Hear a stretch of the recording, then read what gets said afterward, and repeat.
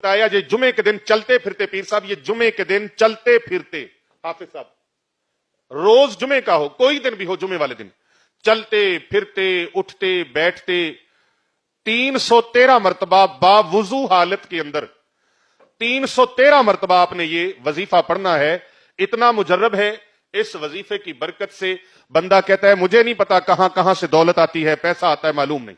اللہ ایسے اسباب بناتا ہے، ایسے وسائل اللہ بناتا ہے کیونکہ اس کی ذات ہی مسبب الاسباب ہے، مسبب الاسباب اس کی ذات ہے. تو آپ جمعہ کے دن، کسی بھی جمعے کو، جمعہ کے دن نماز جمعہ کے بعد، نماز عصر کے بعد آپ یہ عمل کر لیں. 313 مرتبہ اول و آخر درود ابراہیمی پڑھنا ہے، 11 مرتبہ. عمل میں بتانے لگا ہوں، توجہ سے آپ سماعت کر لیں.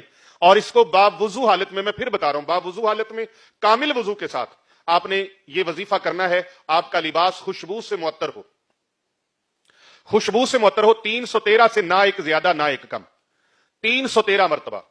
یہ جس طرح عمل بتایا جائے اسی طرح ہی کرنا ہوتا ہے. اور آپ اگر ساری زندگی بھی اس عمل کو جاری رکھیں تو انشاءاللہ تعالی کبھی محتاجگی نہیں ہوگی، کسی کے آگے ہاتھ نہیں پھیلانا پڑے گا.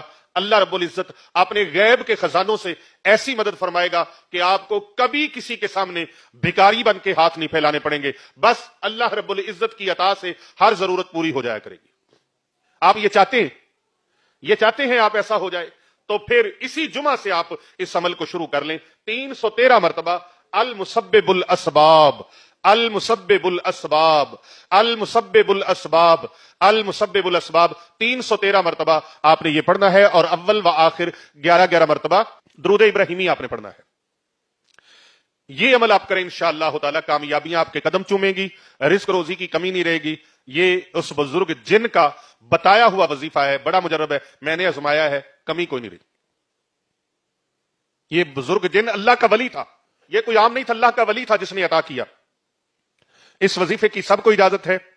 ایک مرتبہ صلی اللہ علیہ وآلہ وسلم کومنٹ میں آپ نے ضرور لکھ کے بھیجنا ہے. جو لکھ کے بھیجے گا انشاءاللہ اس عمل کی اس کو اجازت ہے، وہ عامل بن جائے گا، اس عمل کا عامل بن جائے گا. اور اس ویڈیو کو آپ زیادہ سے زیادہ لوگوں تک شیئر کریں، کومنٹ کریں اور ویڈیو کو بھیجیں.